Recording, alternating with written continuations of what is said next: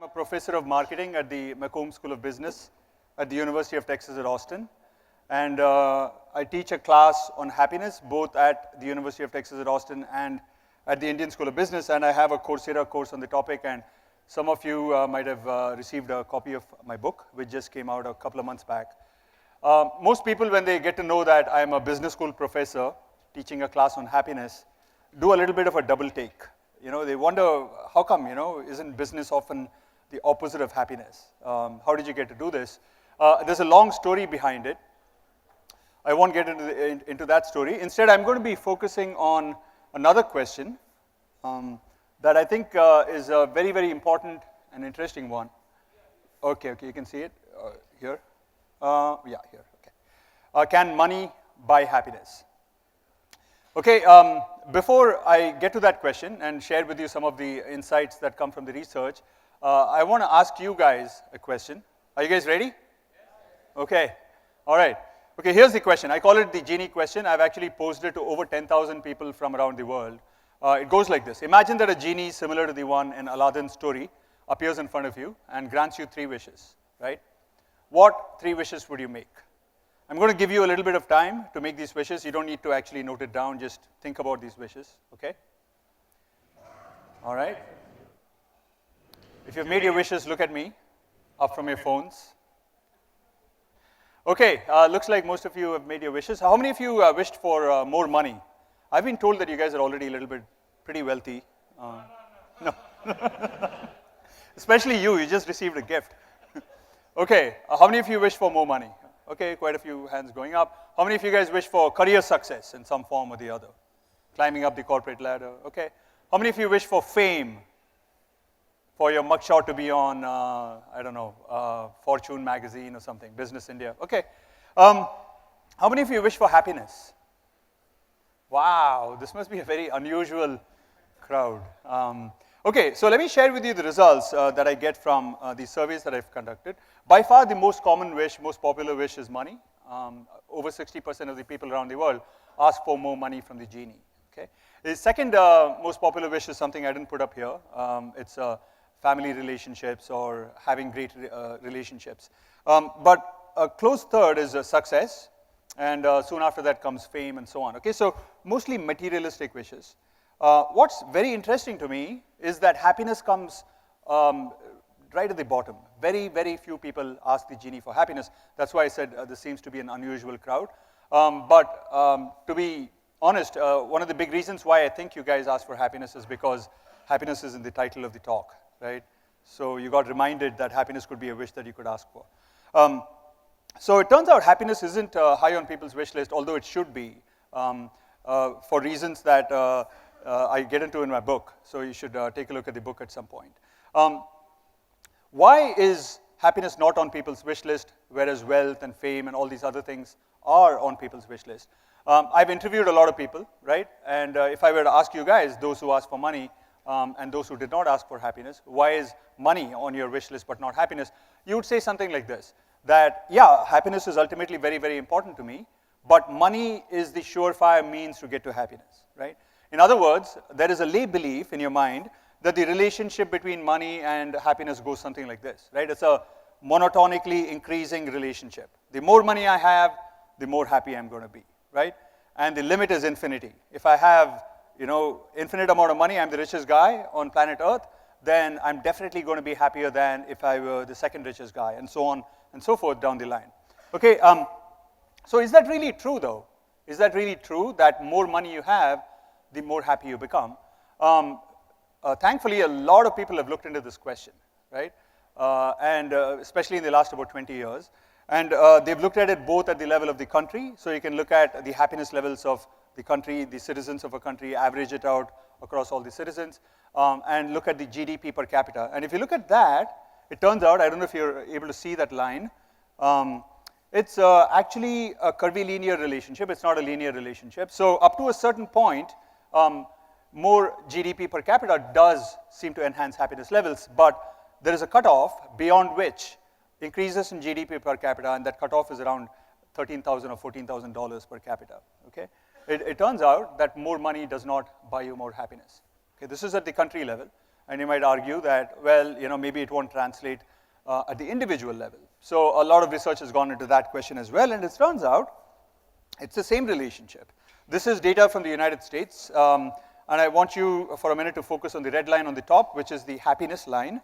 And as you can see, after about $75,000 per household, right, that's 4 people, it turns out that this is per annum, by the way, not per month, $75,000 of salary per annum per household, of average about 4 people, more money, more income does not enhance happiness levels, okay?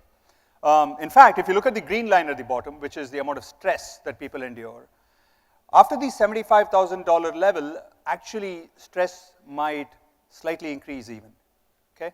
So your happiness levels are more or less the same, your stress levels are a little bit higher. All right, so it seems that even at the individual level, not only at the country level, even at the individual level, more money after a certain point does not give you more happiness. Okay, so you might be tempted to conclude, based on all this research, that, well, the relationship between happiness and income is something like this. Up to a certain point, there is an increase in happiness levels, and it stands to reason, right? I mean, if you don't have enough money to buy the next meal or have medical attention or have your basic educational needs met, you're not going to be that happy. Forget about being happy, you're not even not going to be unhappy, right? I mean, to get to a neutral state from unhappiness, you need your basic necessities to be met. But after that, it doesn't really contribute to happiness, okay? But here's where something interesting has emerged in the last 5 or 6 years in particular, which is that there are 2 sets of people. One set of people for whom more money does not buy them more happiness, okay? And that seems to be the average. But there is that extraordinary group for whom more money does enhance happiness levels even beyond that cutoff point, okay? So what are the people represented by the blue line doing differently from the people who are represented by the brown line? Okay? Can we learn something from them? That's what I want to focus on in the rest of the time. And what I want to present to you is 3 tips for spending your money right, okay? If you happen to be in that category which has above the basic income, basic level, beyond which there doesn't seem to be a positive relationship between money and happiness, what can you do? I want to share with you 3 tips. So before I talk about the first tip, I want to do another little thought experiment here. I want you guys to think about the last experience you had, right? Last vacation you had, or last wedding that you went to, maybe a birthday party, whatever it is, okay? So think about the last quote-unquote experience you had. And just come up with a number from 1 to 10, 1 being it was absolutely miserable, I was very unhappy in that experience, okay? To 10 being that was a really, really enjoyable experience, right? Really happiness-inducing experience. So come up with a number. First of all, think of an experience that you recently had, maybe in the last 3 months, 4 months, and come up with a number that represents how happy, how enjoyable did you find that experience to be. Okay, you've done that? Yes? Okay, good. Now, think for a minute how much that experience cost you. Okay, if it was a vacation, maybe it cost, let's say 20,000 rupees or something, okay? Maybe more. So think about how much it cost, and think about a material purchase that you made. Maybe it was a TV, maybe it was some, I don't know, running shoes, whatever it was, right? Some material purchase that you made, as opposed to an experience, okay, which was almost the same in terms of the amount of money spent, right, as that experience was. Now, come up with a number again from 1 to 10, 1 being miserable, 10 being ecstatic. How happy that material purchase made you feel? All right, you done?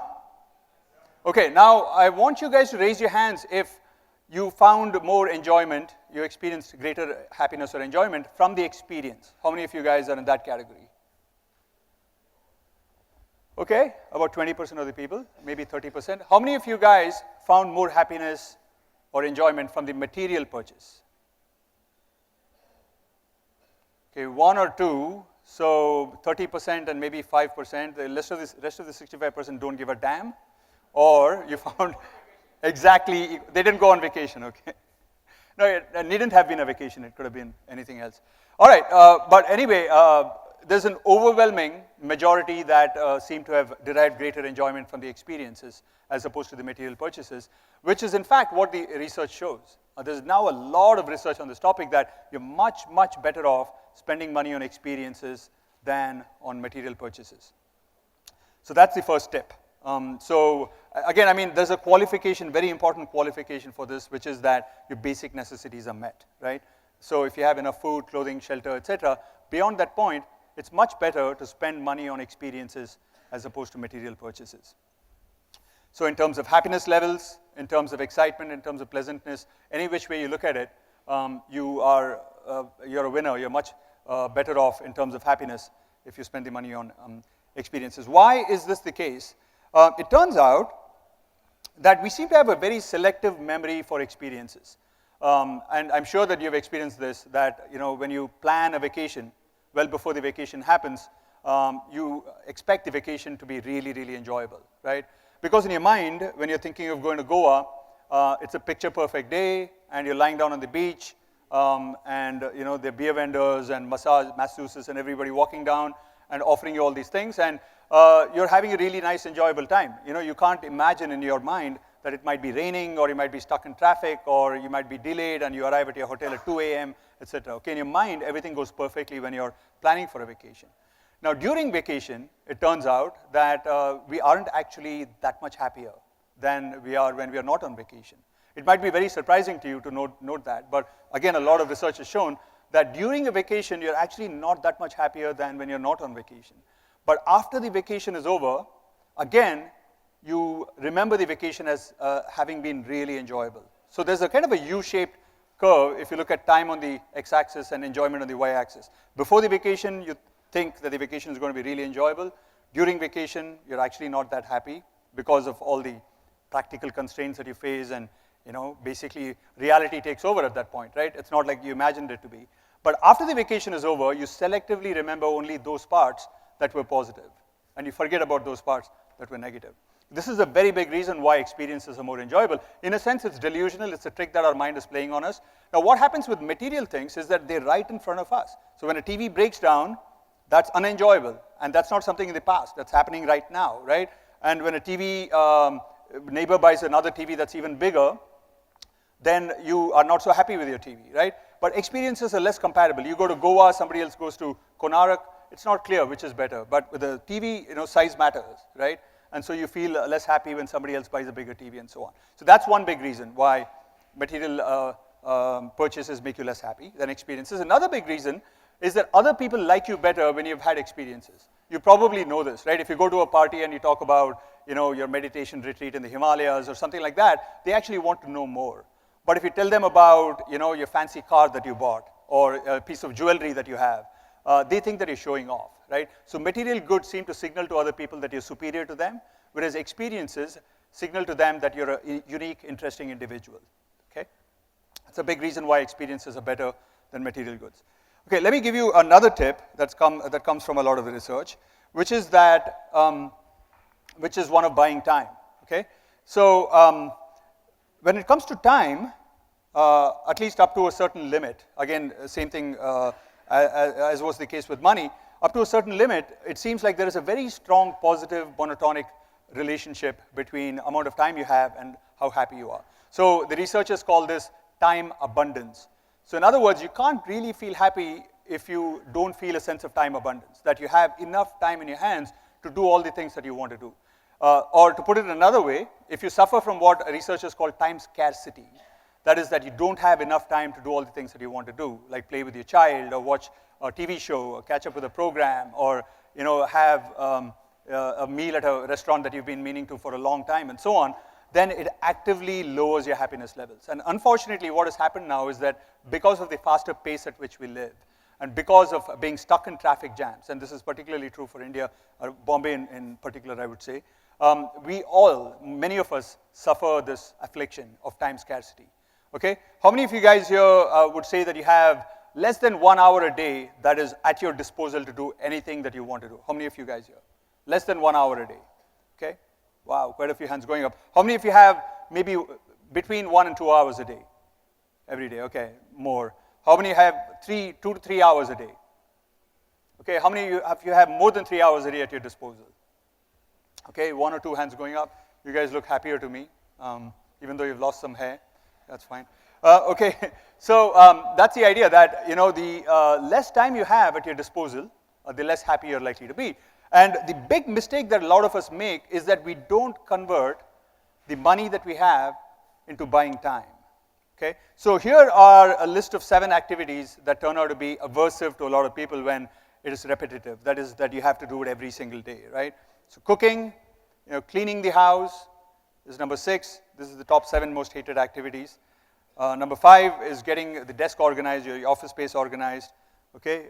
Doing dishes comes 4. It's my favorite in terms of not being very attractive to me. Child care, it turns out, okay? So children are wonderful, right? But at a distance, okay? No, I'm just kidding. They're wonderful and they're very meaningful. It's great to have kids. But what the research shows, somewhat surprisingly, is that the time spent with the children, at that point when you're spending the time with the children, is often more negative than it's positive, okay? Because the children are often frustrating, they're throwing a tantrum, they are very self-centered, or whatever it is, right? They're not behaving like we want them to, etc. So one area I would say, and this is particularly true, I feel, in a lot of Indian families, where Indians feel very guilty if they hire somebody else to take care of the child for a little bit, or take them out to a park and come back and so on. If we can spend money on that, we'd actually improve our happiness level. Commuting is number 2, okay? Maybe surprising to some of you guys, but there's a lot of reasons that the research has looked into as to why, when you spend a lot of time commuting, your overall happiness with life can't be very high, okay? So the closer you can move to your place of work, it will buy you more time, okay? Or if you find a faster means of transportation, even if it involves spending more money, you're better off. And the final, of course, is dealing with a toxic boss or a colleague, okay? Which unfortunately you can't really spend a lot of money to buy out of that, I think. Okay, so again, I just want to very quickly highlight that there are 2 activities, commuting and childcare, that seem very ripe, low-hanging fruit, so to speak, that if you spend more money on it, you can actually buy more time to spend it on more enjoyable activities, okay? All right, so let me move on to the last tip, and before I talk about it, I have a short video for you guys to play. It's an ad for all things for an insurance company from Thailand.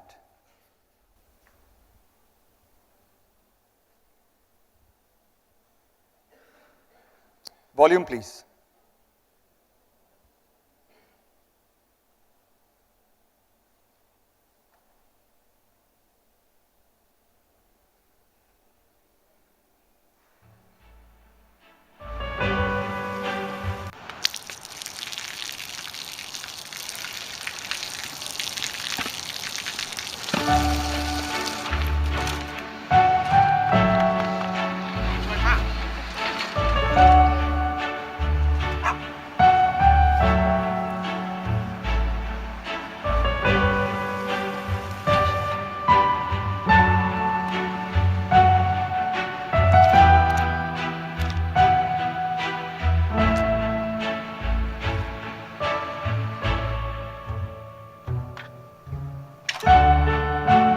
เขาจะได้อะไรถ้าเขาทำแบบนี้ทุกวัน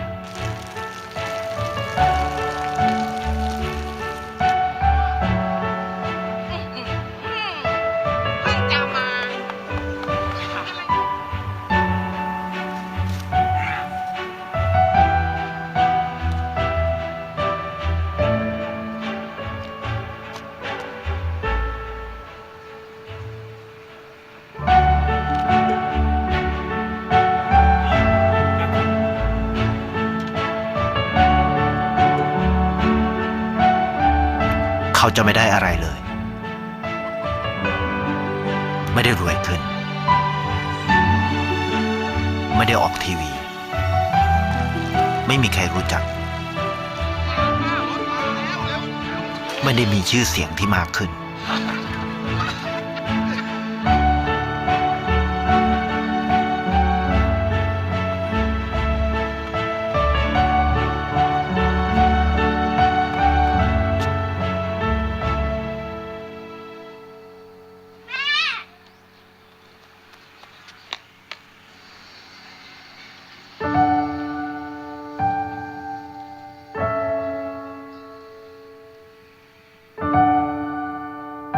เพราะสิ่งที่เขาได้คือได้แค่ความรู้สึก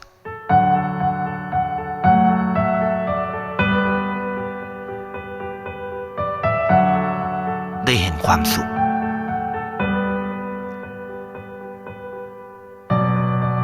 ใจ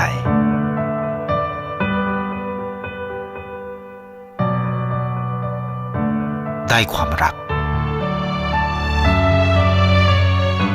ได้ในสิ่งที่เงินซื้อไม่ได้ ได้โลกที่สวยงามกว่าเดิม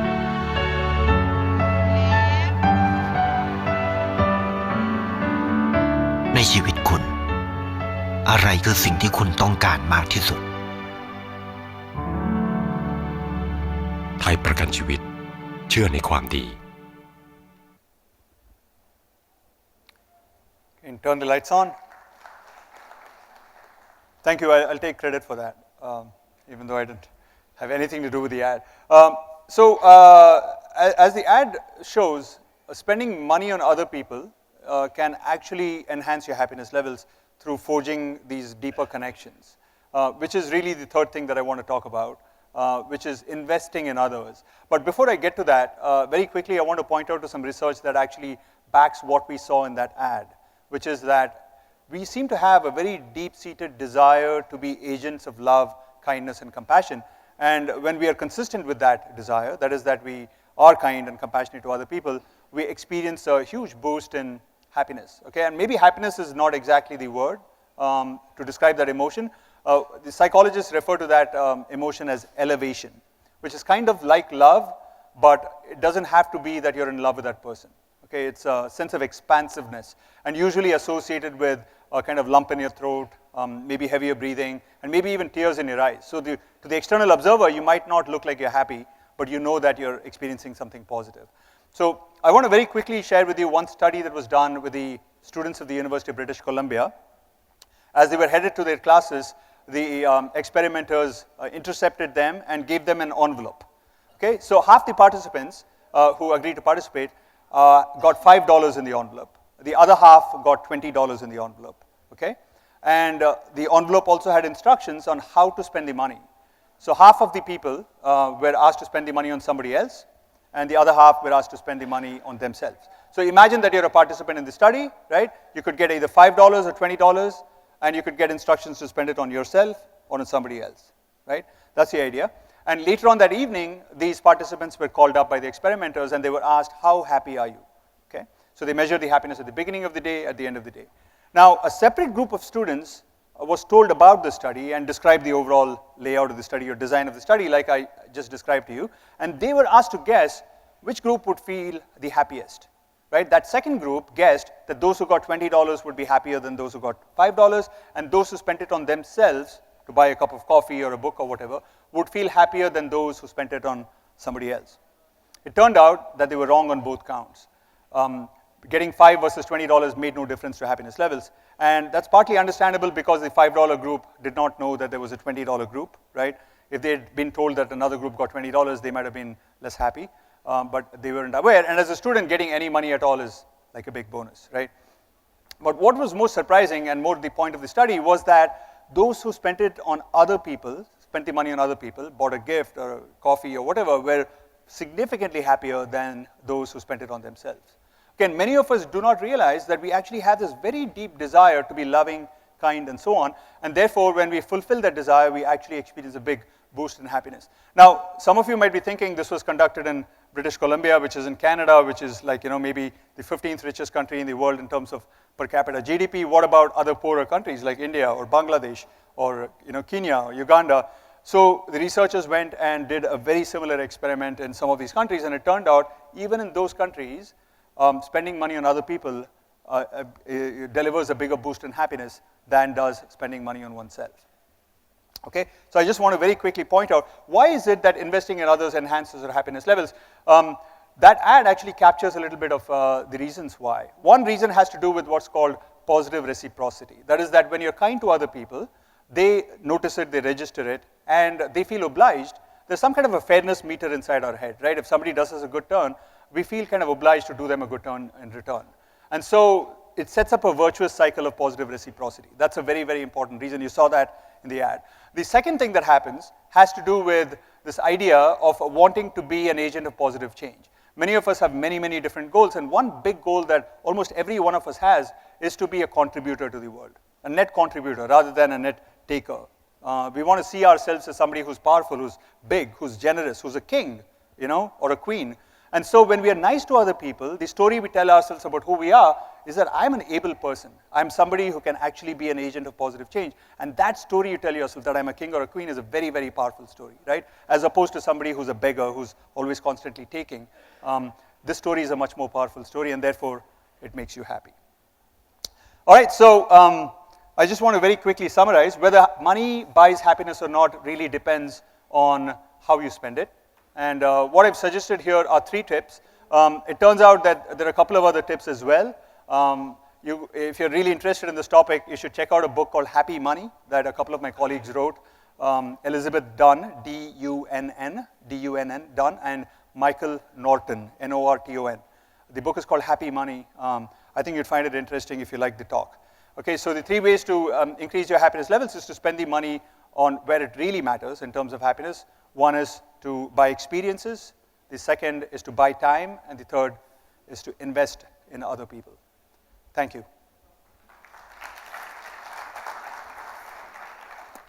Do we have some time for questions? Okay.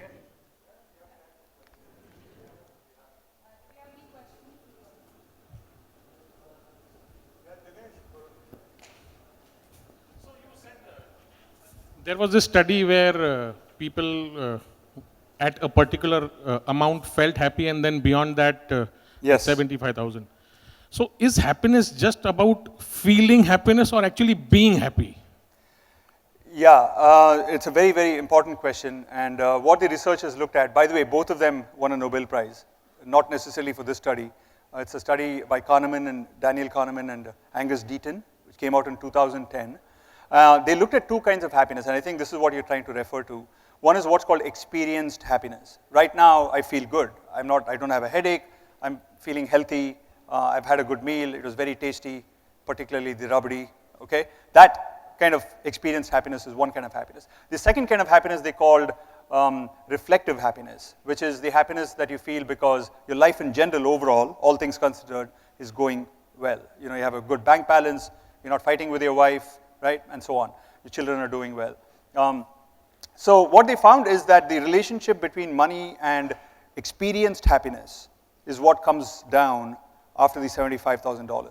So if I were to ask you how happy you are, that wouldn't depend on how much money you earn beyond the $75,000 limit. Up to that, there is a positive relationship.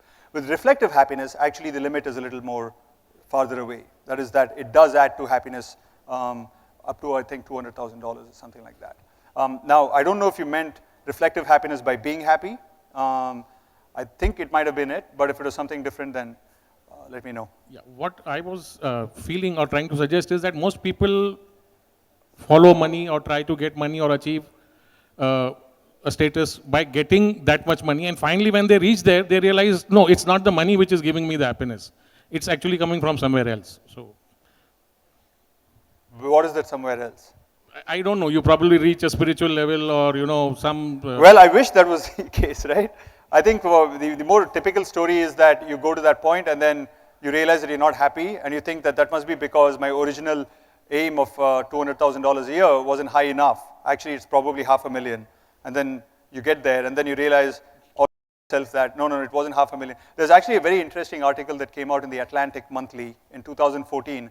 You might want to take a look at it. I think it was called something like The Happiness of the Ultra Rich.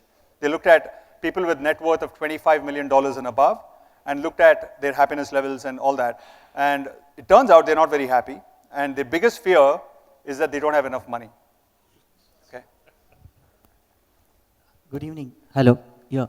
I can't see you. Sir. Oh, there you are. Yeah. Okay. So the concept of happiness is different for different people. So as you elevate yourself, either in your status or in your wealth, the things which make you happy also get elevated. So the goalpost keeps changing.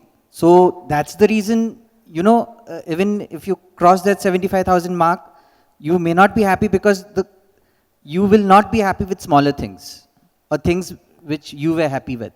Mm-hmm. Yeah, I mean, that's a big reason why you're not much happier after the $75,000 limit. It's like your happiness becomes a constant because what makes you happy is a higher goalpost. It's possible. Time's up. It says 10 something here, but okay. I'll just very quickly respond to this. The very first part that you said, that different things, happiness means different things to different people or something, that's not necessarily true in the sense that the subjective state or experience of happiness is highly correlated with a few neurotransmitters like serotonin and dopamine and all that. So what is happiness to you as an experienced emotional state is probably the same as what is happiness to some other person, okay? So at that level, happiness is the same. Now what you're talking about is different things lead to that state at different points in your trajectory, in your career success. So whereas earlier you might have been satisfied with getting 3 square meals a day, once that is like guaranteed, you take that for granted, now you want a car and so on. So what delivers that state of happiness becomes different. And it is true, we get adapted to things. But what is also true is that there are certain things that we don't adapt to that easily, like love. You know, you never get bored of love and say that, you know what, that friend, I really love him, I love hanging out with him, but I'm kind of bored of him now. I'm not going to hang out with him, right? Like wine, I think that love or friendship actually grows better with time. Experiences and vacations, they get better with time. When you learn a new language or a skill, it actually gets better with time. If you play tennis, you get better and better, you don't get bored of it. So there are some things that we do sensitize to and other things that we adapt to. And if you spend money on things that you sensitize to, your happiness levels are likely to be higher. Okay, thank you very much.